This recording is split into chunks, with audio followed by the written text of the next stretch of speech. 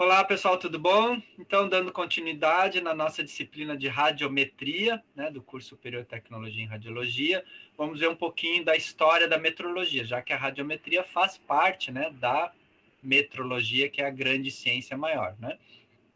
Também a gente vai ver exatamente o que é. Então, vamos pensar um pouco, uma criança, por exemplo, né, que ainda não estudou física, matemática, química, etc., né, ela observando a natureza, ela vai olhar, por exemplo, a água lá fervendo, quando a mãe está no fogão ali esquentando uma água, por exemplo, ela pode imaginar, olha, eu acho que a água, quando pensa ali, quando percebe que atingiu a temperatura de ebulição, ou seja, quando ela acha que está na hora, ela começa a ferver. É a água que decide que hora que tem que ferver, certo? Ela também pode pensar, crianças, assim, olha, tudo tem que ficar no chão, tudo tem que cair no chão, não pode ficar mais alto, porque o lugar certo, o lugar natural é o chão. Então, se eu empurrar da mesa alguma coisa, né, e criança faz isso para experimentar, né, para aprender, empurra da mesa, cai no chão. Ah, se for mais pesado, cai mais rápido. Tá? Quem decide se é mais rápido ou menos rápido é o peso. O peso é que decide. O corpo é que decide a sua velocidade, certo? Um outro exemplo, por exemplo, ela joga uma bolinha para cima, né? E vê assim, eu acho que essa bolinha, quando chega lá em cima, acaba a energia, a força, sei lá o que eu dei para ela, quando acaba ela cai, já que o chão, né? Tudo tem que voltar para o chão. Então, assim, o corpo é que vê que acabou a energia, que se cansou de subir e resolve descer, certo? Então, assim, no início, né, dos tempos lá, os gregos, enfim, os egípcios, eles achavam muito isso, né? A gente sabe sobre a definição deles sobre as coisas, depois a astrologia que regia o mundo, a vida das pessoas, os deuses, etc. Então era uma coisa muito empírica. Bom, o George Moscati, que é um físico da USP, que foi inclusive o representante brasileiro, vice-presidente lá no Bureau Internacional de Pesos e Medidas, tá? Nós tivemos esse representante, acho que foi de 2000 a 2004, alguma coisa assim, 2002, 2006.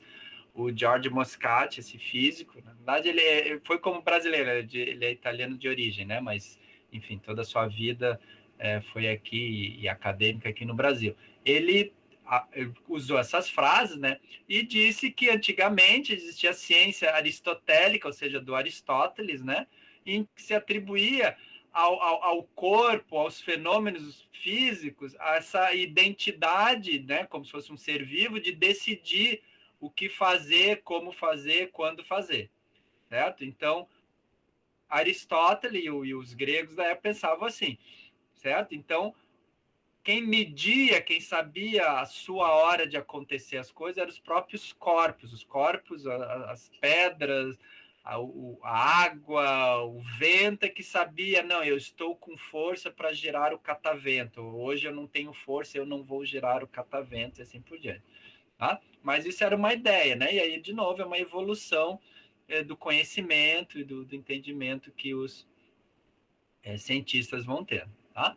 Bom, então, por que eu tenho a metrologia? Como é que começa isso? Então, vem desde lá do saco de trigo, que valia uma moeda de ouro, ou duas moedas de ouro, um saco de trigo valia cabrito, por exemplo, se você fosse trocar na feira e tal. Então, assim, havia uma necessidade muito grande de medir as coisas, de saber a quantidade das coisas. E no início, a questão sempre era usar uma unidade, tá? Que a gente até já comentou um pouquinho na aula passada. Tem uma unidade, ou seja, o que é uma unidade? É uma coisa que eu sei, que eu tenho na minha memória, ou que eu tenho na minha mão, e que eu comparo com uma outra coisa que eu quero medir, e aí eu digo, olha, essa coisa que eu quero medir vale 3 unidades, vale 5 unidades. Então, eu posso ter 1 metro, e aí eu vou medir a minha casa, vou medir o meu quarto, a minha sala, vou lá, o meu quarto é 3 metros, é 3 vezes aquele tamanho, 1 metro. Vale 3 vezes mais. A sala é 4 metros, é 4 vezes aquela unidade, é 4 metros. Então, no fundo, grande parte das coisas, medir é comparar com outro. Por isso é importante a gente ter sempre o que é uma unidade, o que é o que é 1 segundo, para mim ter 30 segundos? Ou o que é 1 hora para mim ter 24 horas? Certo? O que é 1 metro? O que é 1 centímetro? O que é 1 milímetro? 1 litro? Mas depois a gente vai ver, em alguns casos, principalmente na radiometria, que é o nosso assunto, mas em outras ciências também tem, na mecânica, etc., que nem sempre esse medir, essa questão da unidade, coisa, é algo fácil, nem sempre você consegue medir, você consegue pegar na mão, coeficiente de atrito, daí não é grandeza, é um coeficiente, porque e tal, aí tem detalhes aí que vão se ajustando nessa ciência aí que a gente vai ver, que é a metrologia. Então é sempre importante a gente entender o que é unidade, o que é um volt, o que é 1 kV, quando eu vou colocar na ampola radiográfica 70 mil kilovolts. O que é isso? 70 mil vezes 1 eletronvolt. O que é 1 eletronvolt? Então, o que eu tenho que 70 mil? E assim por diante.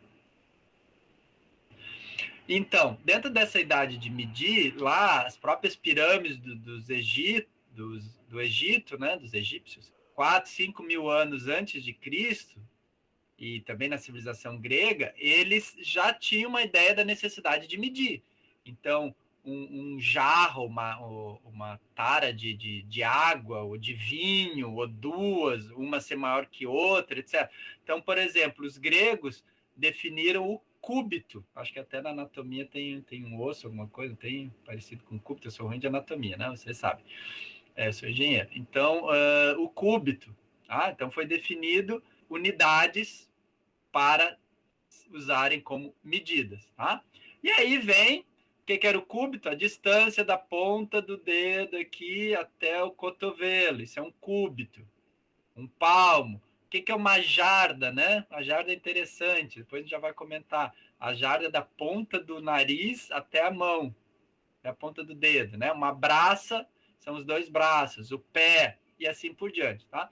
Então, aquele cúbito lá atrás, quando acharam lá um pedaço de madeira ou um pedaço de ferro que media 1 cúbito, foram medir, então, hoje é definido, né, em torno de 523 milímetros, 52 centímetros. Um span, eu li, já esqueci o que é o span, 22 centímetros, deve ser tipo um palmo, alguma coisa assim. Não, palmo, 22 centímetros, tá. O palmo, 76 milímetros. O dígito da época, que hoje uma polegada é 25,4 milímetros, tá? A polegada hoje oficial é 25, mas na época o dígito equivaleria a 19 milímetros. Então tá aqui, só para ter uma ideia que era o corpo humano, lógico, era o que se tinha. O problema é que quando o rei mudava, né, mudava todo o padrão. Então, por exemplo, depois o cúbito foi trocado pelo pé. Um pé hoje, isso sim, até hoje vale, um pé 12 polegadas. Aí tu tem que ajustar a polegada e o pé. Hoje o pé é 33 centímetros, a polegada é 2,54 centímetros, então tem que fazer as contas para fechar um com o outro. E essa polegada é segundo a falange, polegar do homem, etc. A jarda era a ponta do nariz do rei Henrique I até o polegar. Por quê? Por causa do arco e flecha. Então eles consideraram a jarda, por quê? Porque você esticava a mão para segurar a flecha, né? E puxava aqui o arco até a ponta do nariz, mais ou menos, alguma coisa assim, até o rosto. Então isso foi dado o nome de jarda. Tá? Isso lá no século 1200, 1100, 1200. E só em 1558 a rainha Elizabeth, não é essa eterna que está viva até hoje, tá? É outra Elizabeth. Ela resolveu dizer, não, então tá, vai ser uma barra de bronze e vai medir lá quanto é que a gente viu lá, 700 milímetros lá e tal, vai ser a barra de bronze.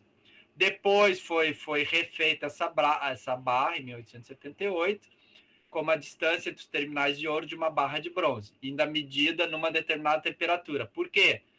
Aí começa a ciência da metrologia, porque a barra ela expande com calor e se contrai com o frio, então teria variação desse comprimento, por isso tem que ser estabelecida uma temperatura padrão para a medida. Então você pegou uma barra, essa barra até pode ter 1 metro, 1000 milímetros, mas dentro dessa barra eu faço 2 risquinhos de ouro, que é para mim encostar o meu padrão.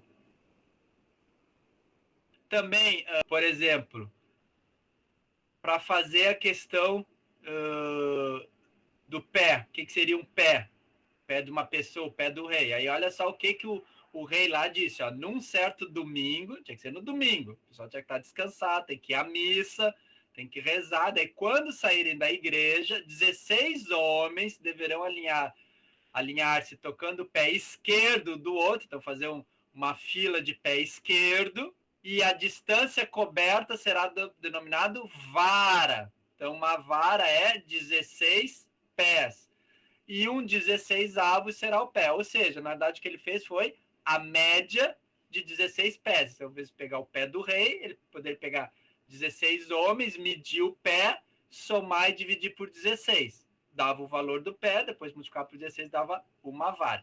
Então vejam a questão muito empírica, né? Muito de eu acho isso, eu acho aquilo, eu acho que o melhor é isso. O pé do homem é maior, é menor, então como é que eu faço? Inclusive tem histórias de reis, porque o rei era maior ou o rei era menor, né? Claro, o rei de 1,60 m, um rei de 1,80 m, um rei que pesava 50 quilos, um rei que pesava 100 quilos, os reis se aproveitavam disso. Então, assim, o rei anterior, o braço dele era mais comprido. Mas isso é ruim, porque se eu vou cobrar imposto pelo tamanho da casa do colono lá, do aldeão, o que eu vou fazer? O braço é comprido, a casa dele tem 2 braços. Eu vou cobrar 2 moedas de ouro.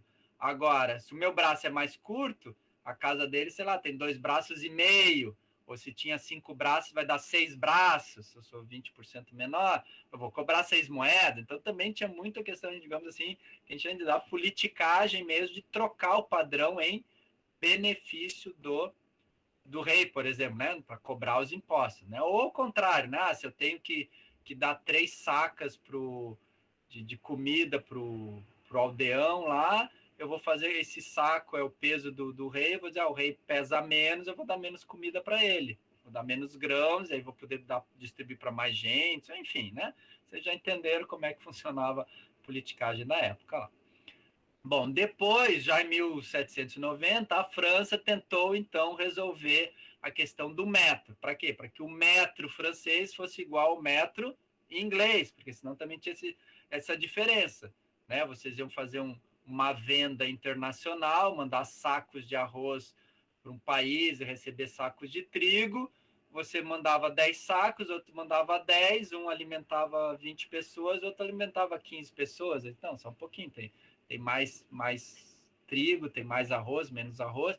Então, uma ideia para justamente tirar um pouco da questão da pessoa, do ser humano, né, o tamanho, foi pegar o meridiano da Terra e dizer, olha, meça o meridiano, óbvio, ninguém pode medir o meridiano da Terra, ninguém ia esticar, e divide por 40 mil, e ainda passando pela cidade aquela lá da França, Dunkerque.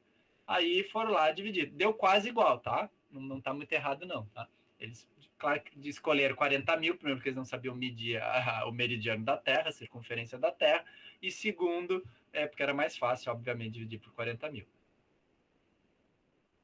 1873, aí foi feito o cálculo, né, e a definição do metro ficou a distância medida a temperatura do gelo fundente, ou seja, perto do 0 graus, entre 2 traços gravados em uma barra de platina irradiada, depositada lá no Bureau Internacional e considerado o protótipo do metro pela primeira conferência. Então, definiram a barra, usaram a barra, e aí depois, em 89, na primeira conferência, não, toca a barra, já estamos usando. Só que, por exemplo, qual é a facilidade da barra? Todo mundo tem o mesmo padrão. Como é que eu vou ter o meu padrão? Eu tenho que brasileiro, eu tenho que pegar 1 metro aqui, uma barra, um pedaço de madeira, o que for, levar lá na França um dia e fazer a marcação. Olha, a barra começa aqui, termina aqui, aqui é 1 metro. Trago para o Brasil, aí todos os carpinteiros vão lá em São Paulo, em metro, e levam a sua... Não é treina quando estica. É régua, né? Régua de carpinteiro, que chama aquela de madeirinha que dobra. Vai lá, leva para ver se aquele seu metro tem 1 metro mesmo. Ou metro, né? Também chama, o pessoal chama metro de carpinteiro. Se aquela régua tem 1 metro mesmo, por exemplo. Como é que faz? Tem que ir lá em São Paulo? Não, né? Aí, enfim, depois tem outras coisas também a gente vai comentar. Então, ficou durante muito tempo essa barra. Só que essa barra, ela estica, apesar de ser medida na temperatura e pressão normal, ela estica, ela encolhe, ela oxida, ela evapora. Metal evapora? Metal evapora. Demora milhares de anos, mas evapora, sai uma partícula que enferruja, enfim, vários problemas. Aí depois, em 1960, para não ter essa barra que todo mundo tem que ir até a França lá medir, e aí eu tenho um laboratório no Brasil, eu posso pegar o comprimento de onda da raia laranjada da lâmpada de vapor de Kryptônio 86. Todo mundo tem uma em casa, né? Então, todo mundo tiver dúvida lá para medir a sua casa, medir um armário, medir uma distância qualquer, é só pegar e dividir a raia alaranjada da lâmpada de vapor do Kryptônio 86, dividir por 1.670.763,73, para ter um erro mínimo, certo? Muito bem. Só que também dá problema, dá o errinho aqui no 0,73. Aí em 84, ainda não foi a última, tá? Já vai falar da última vez. Ainda em 84, certo? Seguinte, ó, é simplesmente mede a velocidade da luz e divide por 299.792.458. Divide isso é 1 metro. Ponto. Simples assim. Mede a velocidade da luz e divide por esse valor. Não satisfeitos ainda, tá? Em 2019, houve uma troca completa dos padrões. Ah, professor, tudo que eu aprendi até agora não vale mais para nada. Agora minha lâmpada de Kryptônio lá eu tenho que trocar por outra. Ai, meu Deus do céu. Aí o carpinteiro tem que voltar lá na França.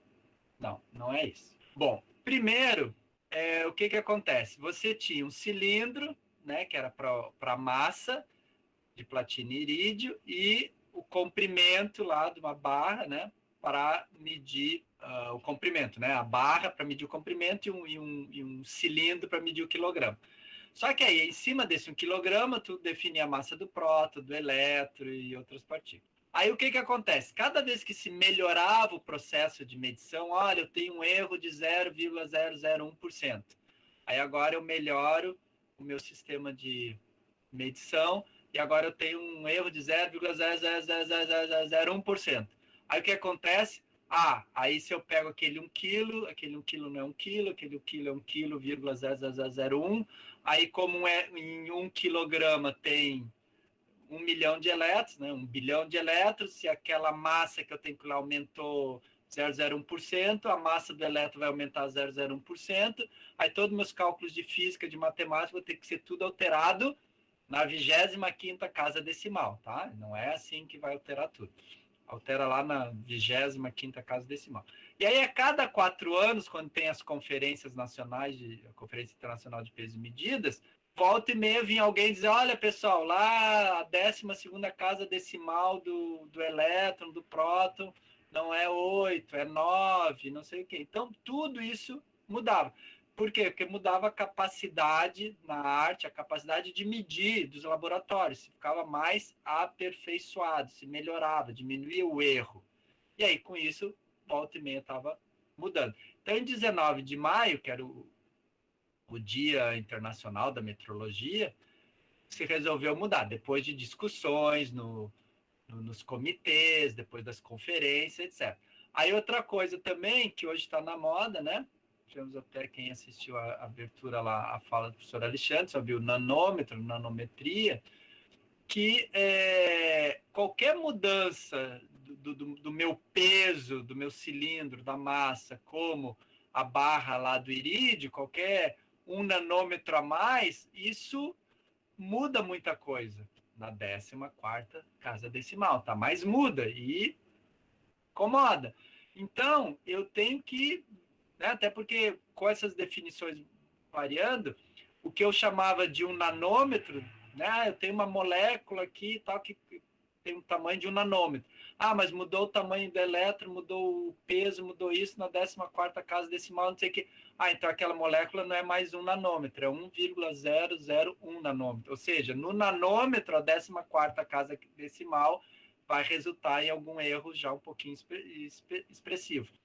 Mudança de temperatura, tá? Então, o que acontece? A ideia é o seguinte, não vamos medir nada. Eu não posso ter uma barra de ferro para medir, um cilindro, uma bola de ferro para dizer que vale 1 quilo, isso e aquilo. Eu tenho que evitar tudo que eu possa ter que medir, porque toda medida tem erro.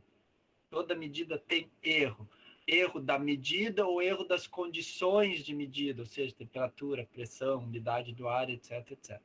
Então, o que eles fizeram? Já tinham definido constantes fundamentais, ou seja, desde sempre quase se sabia a massa do elétron, a carga elétrica do elétron e do próton, enfim, etc, etc. Então, o que nós vamos fazer? Mas se eu mudo a massa, o meu quilograma do meu cilindro, a massa do elétron muda lá. Então, vamos fazer o seguinte, vamos definir valores fundamentais, valores absolutos, ou unidades absolutas, e o resto vem a partir dela, e não o contrário. Não vou definir a carga do elétron como tendo um coulomb, e esse coulomb dividido por 1,610 na 23, eu acho, que é a carga do elétron. Não, eu vou dizer que um elétron tem uma carga tal que se eu multiplicar por 1,610 na 23, eu tenho um coulomb, por exemplo. Ponto. Então, é de trás, em vez de ser do grande para o pequeno, nós vamos do pequeno para o grande. E aí o pequeno define a carga do elétron, que é esse valor e ponto final. Tá? E não se mexe mais nisso. Se eu tiver que mexer, eu vou mexer no coulomb, na massa do cilindro, nas coisas grandes e não nas coisas pequenas. Então, foi o uso das constantes fundamentais. Então, como elas são ditas constantes fundamentais, tipo assim, o π, qual é o valor do π? 3,1415, 9, não sei mais o que, assim, tá, o π vale esse valor. Então, pronto, isso é uma constante, é um valor. Então, foram pegos propriedades físicas ditas invariantes. Então, por exemplo, a velocidade da luz. Hoje você sabe que a velocidade tem um valor constante. Qual que é esse valor constante? Não sei. Né? O 299, etc. Mas depende de como você medir ela. Mas, a princípio, a velocidade da luz é algo constante. A carga do elétron é algo constante. Um elétron tem carga 1, carga 1.1, carga 2.7, carga 3.85. Não, o elétron tem carga 1. Para ter carga 2, tem que ter 2 elétrons. Então, isso é invariante. Então, se eu digo que a carga do elétron vale 1 coulomb vale 1 trilhão de elétrons, ou da carga do elétron. Se eu digo que um próton, ou o átomo de carbono lá vale 1 grama, alguma coisa assim, então 1 quilo são tantos, se tem tantos átomos, pesa tanto. É mais ou menos assim. E aí começaram a relacionar essas constantes com as unidades do sistema internacional. Então, eles, em vez do grande para o pequeno, eles começaram do pequeno para o grande. Então, começa com o segundo, por exemplo, né? Segundo e metro, que são os fundamentais, porque daí com segundo e metro eu vejo velocidade da luz, e velocidade da luz eu vejo segundo e metro, e assim por diante. Então, o que eles consideram? Que o segundo é o número exato de oscilações na camada eletrônica do átomo de césio. Eu não tenho em casa, eu não tenho um relógio de césio preso no pulso, né? Imagina. Que é o considerado relógio atômico. Então, existem alguns relógios atômicos que eles vibram, né, tem essas oscilações, e é possível contar essas oscilações. E aí, depois que você conta 299 milhões, 700 mil oscilações, você tem 1 segundo. Então, esse é o relógio atômico, que é considerado, então, relógio atômico, usando as oscilações do césio. Tá? E aí você define, com essas oscilações, e a velocidade da luz, você define metro e segundo. Tá? Então, o quilograma, ali a gente falou do segundo, o quilograma teve 2 experimentos. Tá? Então, o vencedor é o chamado experimento da balança de Watt. Então, ele pega o quê? A força da gravidade puxa para baixo. Tá? Puxa para baixo. E aí, a força eletromagnética, ou a repulsão, empurra para cima. Então, quando eu consigo esse equilíbrio, ou seja, que a força elétrica equivale à força da gravidade, certo? Aí eu vou ter calculado o peso do elétron, do próton, etc. E a partir daí eu digo o que é 1 grama, o que é 1 quilograma, certo? E aí vai em relação à constante de Planck. Então, o quilograma tem a ver com a constante de Planck, que é uma constante, é um número que não muda, assim como o π. A gente não sabe todos os números do π, mas a gente sabe até, bom, já fizeram até, acho que 1 milhão de casas decimais do π, já se sabe. Então, você é constante aquele valor. Só para curiosidade, outro experimento era justamente pegar uma massa macroscópica, ou seja, pegar 1 grama de açúcar e ver com a massa de um átomo de açúcar, de carbono, e tentar dizer o número de Avogadro. Toda a grama tem 6,2, 10 na 23, né, que é o número de Avogadro, uma coisa assim. Então, só para dizer que tem tanto, se um átomo pesa tanto, pesa não, né, tem a massa de tanto, 1 quilo ou 1 grama, que é o número de Avogadro, vai ter a massa equivalente. Então, tentaram fazer experimento, comparando, chamado de experiência de Avogadro, mas no fim eles acharam melhor, mais confiável, com menos erro, etc., a chamada balança de Watt, que é a força da gravidade compensada pela força eletromagnética. Aí o ampere, mudou o ampere? Não. O ampere é a unidade de intensidade de corrente, ou seja, 1 ampere. O que é 1 ampere? Só que 1 ampere antes era a força que 2 fios paralelos, um exercia pelo outro, não sei, aí tinha 1 ampere. Agora, o que é? O ampere é a partir de que o elétron vale 1,60210 na menos 19, a carga do elétron. A partir dessa carga, se eu multiplicar por um número, eu vou ter 1 coulomb, e aí esse coulomb é ampere vezes segundo, aí eu defino o segundo pela variação, pela vibração ΔV do Césio, esse ΔV CS é a vibração, aquela oscilação do Césio. Então, a partir do segundo que eu já defini, a partir dizendo que o elétron tem uma carga constante que vale isso, aí eu multiplico, etc., e aí eu tenho 1 ampere. Aí eu chego no valor de 1 ampere. O Kelvin também, né, que era a temperatura termodinâmica, né, ou seja, a agitação das moléculas e dos átomos, que vinha do zero absoluto até o 272, que é o zero Celsius, mas o valor é a partir da constante de Boltzmann. Então, uma constante que diz, a constante de Boltzmann vale esse valor aqui, 10 na menos 23. Quando eu escrevo isso aqui em metro quadrado, quilo, segundo na menos 2, né, dividido por segundo, dividido por Kelvin, que pode ser simplesmente reduzido a Joule por Kelvin, se eu multiplicar por isso e fizer a conta certa, eu vou ter 1 Kelvin, que é a unidade de medida de temperatura termodinâmica, certo?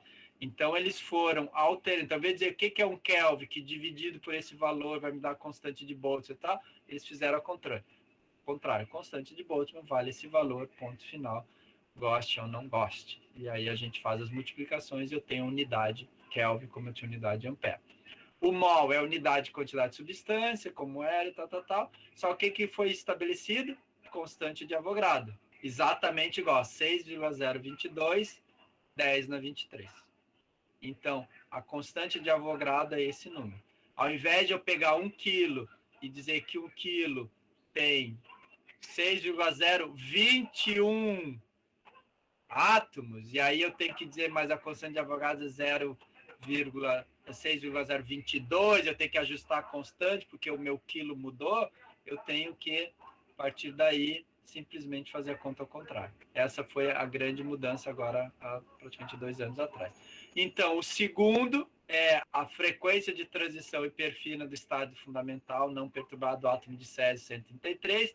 Qual é a vantagem aqui? É que qualquer país pode ter o átomo de Césio 133 não perturbado, que dá essa variação aqui, o delta da frequência do CS, do Césio. E aí, um segundo é o quê? 9 bilhões 192 milhões 631.770 vezes que ele oscila em um segundo. Seria hertz. Então, isso aqui é 9 bilhões de hertz. Aí, se eu dividir, vou ter 1 segundo. Então, aquele tempo é 1 segundo. Se eu multiplicar por 9 bilhões, eu tenho 1 segundo. Então, de novo, foi definidos valores fixos. E a partir desses valores fixos, você tem as definições de segundo, metro, ampere e assim por diante. Aí, para terminar, daquelas 7 famosas unidades básicas, a candela, unidade de intensidade luminosa. Aí se pega, então, a radiação monocromática, ou seja, de uma cor só, da frequência 540, 10 na 12 Hz, ou seja, a constante de candela aqui, e define isso em 683. Aí, se você faz ao contrário, divide candela por estero radiano, gramas, metros e segundos, etc., você define o que é um candela. Então, assim, um monte de número, claro, ninguém vai decorar esses números só para entender que a coisa é ao contrário. Para que tudo isso? Para que todas essas complicações? Porque a gente precisa definir o nosso espaço, como que a gente atua. Então, ninguém quer comprar 1 quilo de arroz que venha 950 gramas, né? Vai dizer que saiu no prejuízo, correto? Ninguém quer comprar um apartamento que está escrito que tem, sei lá, 80 metros quadrados, é um equipamento de bom tamanho, talvez um 3 quartos aí, etc. Uma suíte, uma sacadinha. Aí chega lá e descobre que o apartamento não tem 80 metros quadrados, tem 70 metros quadrados. Onde é que foi os outros 10 metros quadrados? Será que foi a trena, a régua, o metro do carpinteiro lá que estava errado, estava diferente? Então a gente precisa disso. Tá? Ninguém quer ser multado porque estava 82 km por hora, né? Não, seu guarda, estava 82. Não, meu instrumento aqui estava marcando 95. Não, seu guarda, eu estava aqui. Mal passei do 80 aqui, ainda eu sei que quando eu passo lá naqueles radar portal lá na estrada, eu passo ali a 80, porque ele marca que eu estou a 75, que eu estou a 77. Então, eu nunca me preocupei ali de passar um pouquinho do risquinho do 80 no velocímetro, porque eu sei que na prática eu estou um pouquinho a menos, estou a 75. Né? Como é que você vai me multar dizendo que eu estou a 95? É o meu instrumento está calibrado, o seu não está, etc, etc. Então, veja a importância da metrologia no dia a dia. Até quando a gente compra 30, como é que é? 30 megabytes aí de velocidade da internet, 35, ou compra 5 GB aí do celular e ele, imagina, não te entrega 5, entrega 4. Ah, não, porque você mede diferente do jeito que eu medo. Ninguém gostaria, né? Então, é muito importante a gente entender um pouco dessa metrologia, né? Metro vem lá do grego, tem a ver com medir, e logia, que é estudo, né? Estudar o conhecimento do medir. Então é importante. No caso aqui, claro, a gente não vai aprender toda a metrologia, toda a ciência, a metrologia, mas a gente vai conversar um pouquinho sobre o que nos interessa para radiometria, né? Rádio, radiação, metria, medir radiação. Então, metrologia é uma ciência, tá? Embora não tenha no Brasil uma faculdade de metrologia, né? Vou ser metrólogo, quer dizer, metrólogo você pode ser, mas você não vai fazer uma faculdade. Geralmente o pessoal da mecânica é que vai para esse lado da metrologia, né? Embora também o pessoal aí da eletroeletrônica, hoje em dia tudo é eletrônico, né? As medidas são feitas em cima de equipamentos eletroeletrônicos que ajudam a fazer as medidas, inclusive mecânicas, mas ainda não tem uma faculdade, né? Fazer vestibular para metrologia, tá? Mas em alguns países já existe. Então, uma ciência, que é um corpo de conhecimentos sistematizados. Então, tem uma lógica, tem todas umas regras de funcionamento. Quando a gente tem aquele conhecimento que aprendeu, às vezes, do vô, da avó, do tio, a sua experiência de vida não é uma ciência porque não é sistematizado. Você não fez sempre do mesmo jeito para ver o resultado, você não fez variações em cima daquilo para ver, eu sempre tomo chá de limão com mel e fico bom da gripe. Ok, é sua experiência, isso é ciência não. Por quê? Uma vez que você tomou chá de limão sem mel, você se curou? Ah, não sei, nunca testei. Uma vez que você tomou chá de hortelã com mel, você se curou? Nunca testei. Então, quer dizer, tem regra, certo? Tem, claro, observação, lógico, você observa antes de identificar as coisas, pesquisa, explica os fatos, os fenômenos, faz uma fórmula metódica. Então, 50 gramas de mel mais 100 ml de chá de limão, e se for 120, quer dizer, você vê, dá resultado melhor ou não, certo? Tudo isso é ciência. E a partir desses conhecimentos, permite que eu consiga adquirir mais conhecimentos ainda. Descobri, olha, comecei a testar, não é só chá de limão, chá de laranja, por exemplo, chá de abacaxi. Então, essa fala aqui sobre ciência e tal também foi tirada do dicionário, mas também foi o Moscati que falou num artigo no qual eu usei, né, para me basear. Então tá aqui, a metrologia, ela tá aqui ligada no comércio, lógico, você quer comprar 10 e receber 10 e não 9, né? Transporte, certo? De vez em quando eu vejo alguns documentários na Discovery, né? E aí, por exemplo, cargas pesadas, tudo tem que ser muito bem calculado para ver se o caminhão vai aguentar o peso da carga. E se o guindaste vai aguentar o peso da carga. Então, bota o guindaste, bota a carga, por exemplo, no navio, o navio sai do porto, chega no outro porto, você vai tirar a carga, não, esse guindaste não aguenta o peso. Aí, uma vez tinha um que estavam discutindo, não, mas era uma asa de avião. Não, a asa de avião pesa 25 quilos, 25 toneladas. E o guindaste aguenta 38, 40. Aí alguém foi lá, o engenheiro disse assim, só um pouquinho. Para levantar a asa, que pesa 25, eu preciso de uma estrutura metálica, não é botar um cabo e puxar, eu preciso de uma armação metálica para deixar a asa reta quando subir e tal, para daí o guindaste pegar, e essa estrutura pesa mais 10 toneladas, né? Para não envergar a asa, para não entortar, tinha o problema do vento, etc. Muito bem. Então, aí, não, mas aí dá 35, o guindaste é 38, mas o guindaste está rateando, o guindaste diz que não vai levantar, porque tem sensor, lógico, né? E assim por diante. Tá? Então, veja a importância. Outra coisa também, quando eles estavam descarregando, assim, se o vento for acima de 10 metros por segundo, não sei o que a gente não faz, porque o vento pode empurrar a carga, pode balançar, força o guindaste, pode dar um desastre. Então, tem que medir a velocidade do vento. Então, vejam quantas coisas precisam ter uma medida correta, confiável para funcionar. A indústria, né, desde ensacar arroz, feijão, encher a garrafa de refrigerante, assim, na saúde também, você hoje em dia briga, né, a pressão alta é acima de 12, acima de 13, você tem que tomar 100 miligramas de analgésico, 150, enfim, né, ciência, tecnologia, agricultura, comunicação, meio ambiente, energia, enfim, tudo depende, sem a gente nem saber, depende da metrologia.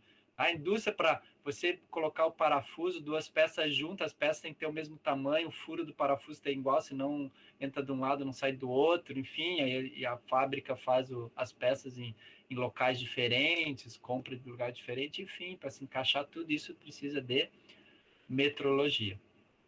Tá? A gente vai ver numa próxima aula alguma coisa sobre o vocabulário internacional de metrologia, o VIM. Tá?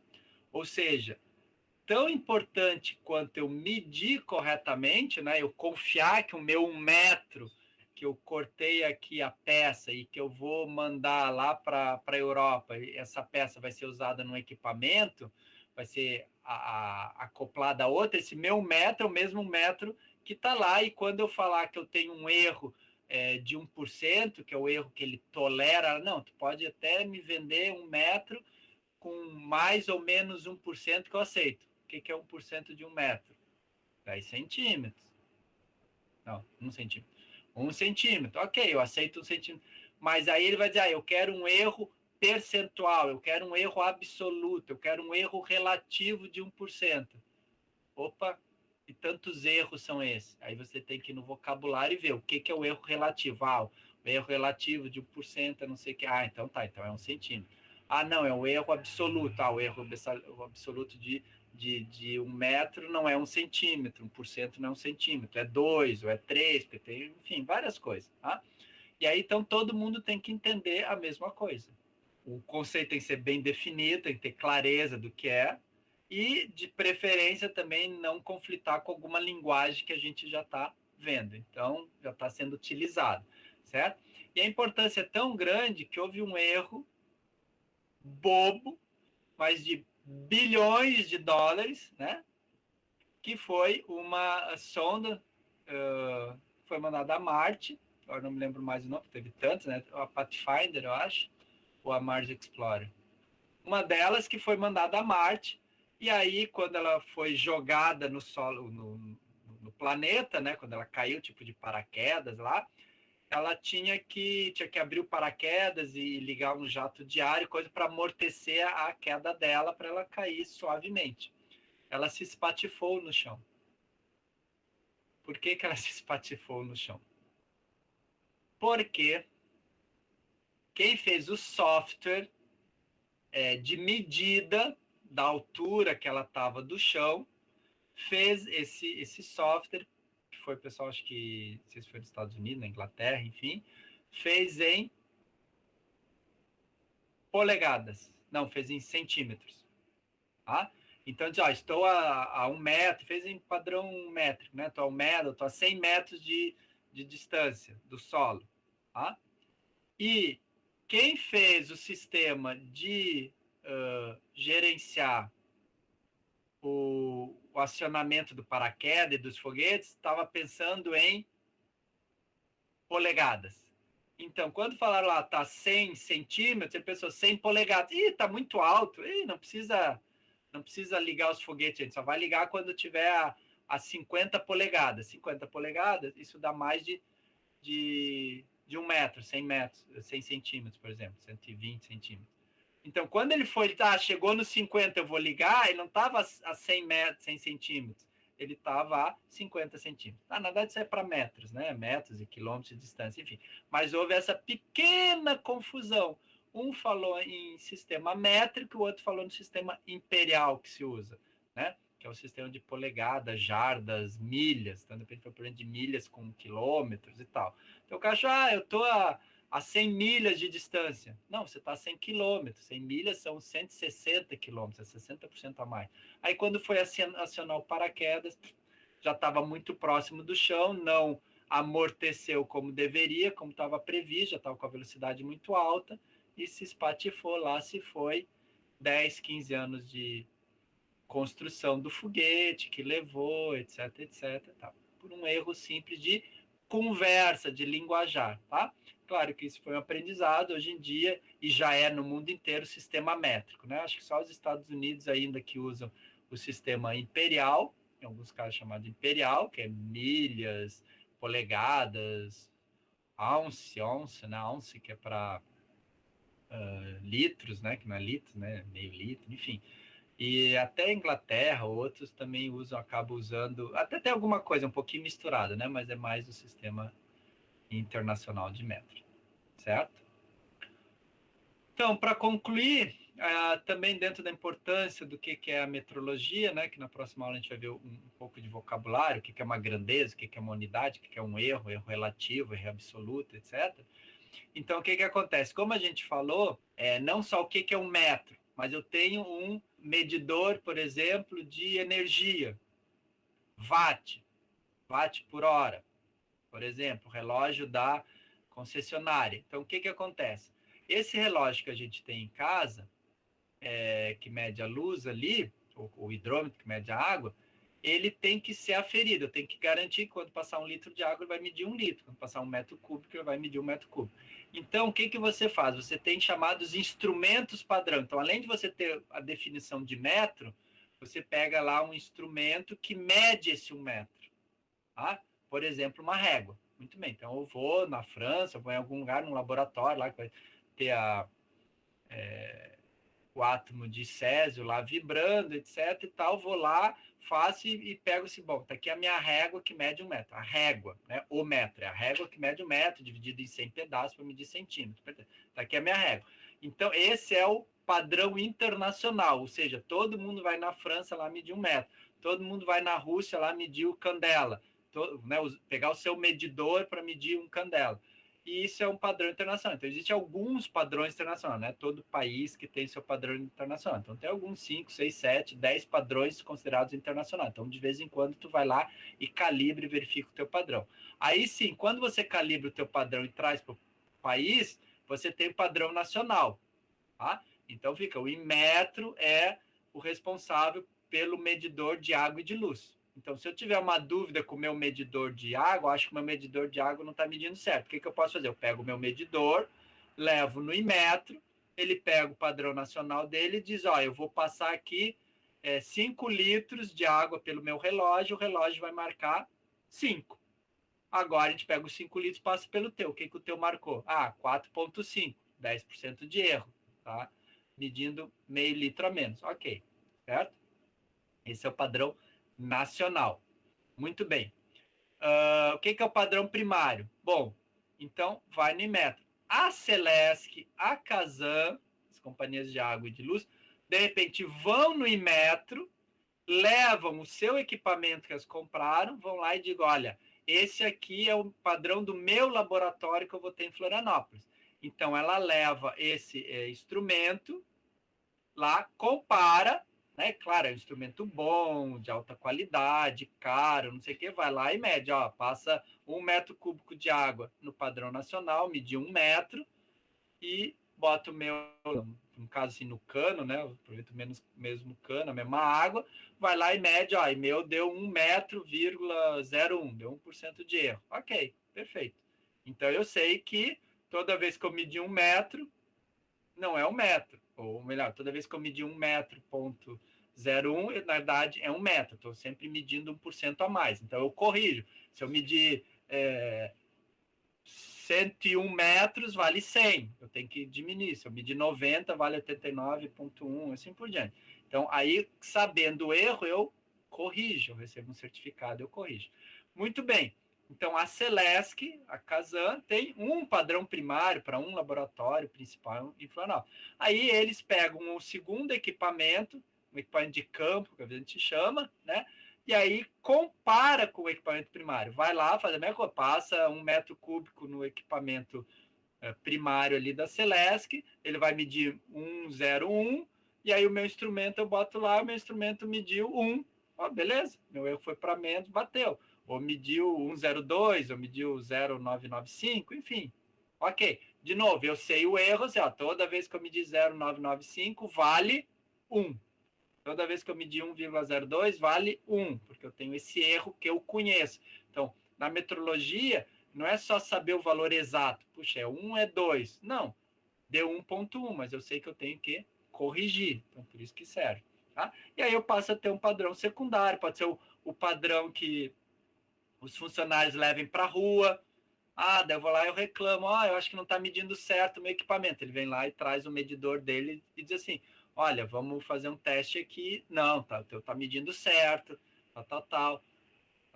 E ele corrige, não, eu medi 100, mas na verdade é 99, porque eu sei que o meu tá medindo a mais, tá medindo a menos. Então, por isso que tem chamado padrão internacional, nacional, primário, secundário, tá? E assim por diante. O ideal é que eu não fique comparando, aí eu tenho o terciário, o quartário, não, porque daí vai gerando muitos erros, né? Daí eu tenho um erro para um, deu um erro para o outro, então porque eu estou com 10% de erro. Então, a ideia é que você vá até um primário, se você for possível, eventualmente o secundário.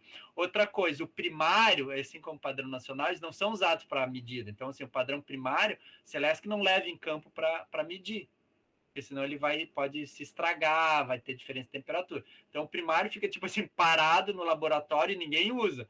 Só quando eu for com o secundário lá para comparar, né, por comparação. Né? Mede um, mede o outro, diz, olha, eu confio no primário. Se meu primário está dizendo que é 1, é 1. Se o teu diz que é 1,1, está errado. Se o teu diz que é 0,9, está errado, porque eu confio no meu primário. Por quê? Porque o teu secundário está batendo perna por aí, pode se descalibrar. Tá? Isso daí a gente chama de rastreabilidade. Tá? Então, se o funcionário vem na minha casa e me diz assim, ó, o teu relógio de luz, ele tá medindo certo. Eu digo, não, para mim ele está medindo a mais, está me cobrando a mais, eu acho que ele está medindo errado, está medindo a mais.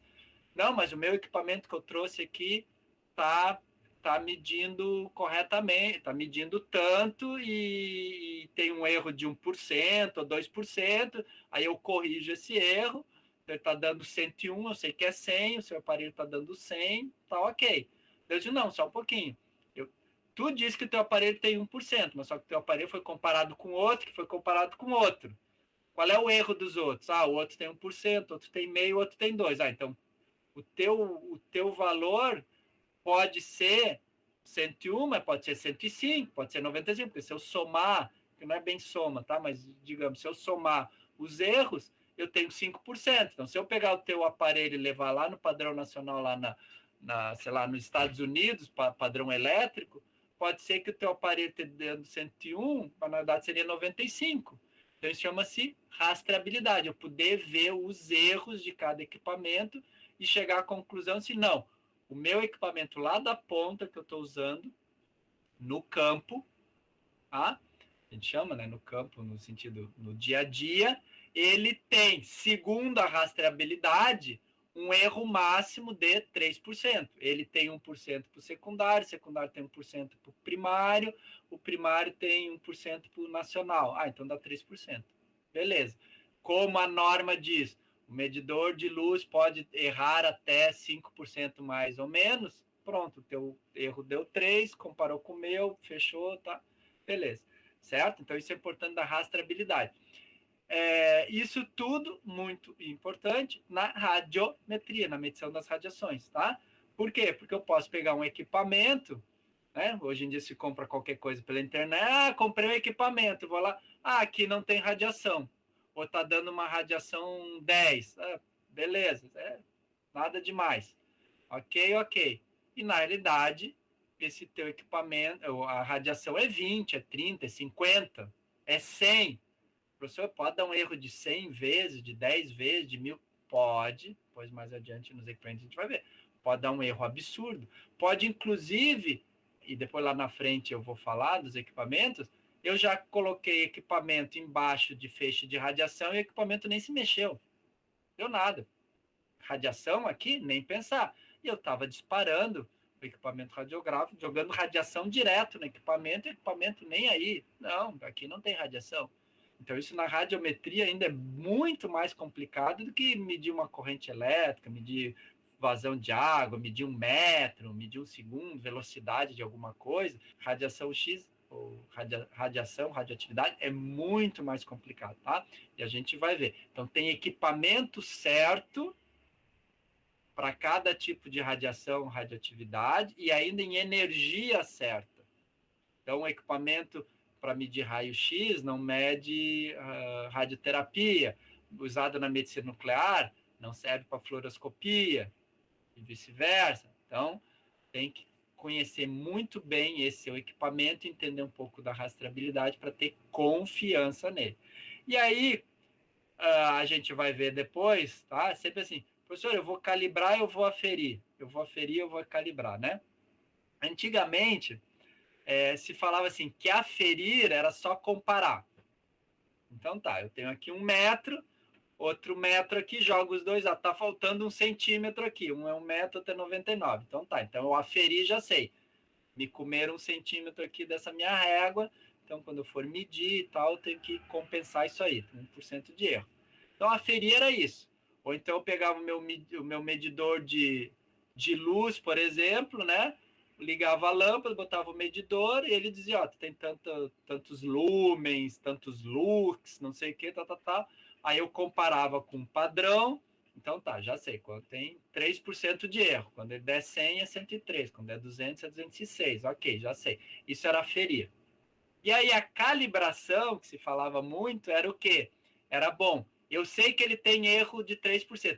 Será que não tem um botãozinho lá que eu possa mexer, dar um ajuste e esse 3% e eu corrigir? Que a gente diz dar um ganho, quer dizer, toda vez que ele medir uma quantidade, ele tem que multiplicar por 10 para me dar o resultado no visor. Será que eu não consigo fazer ali na eletrônica, que em vez de multiplicar por 12,7, eu consigo 12,8, 12, e aí ele corrige esses 2, 3%, daí se dizia que calibrar era isso, tá? Só que hoje calibrar é o aferir, é só comparar.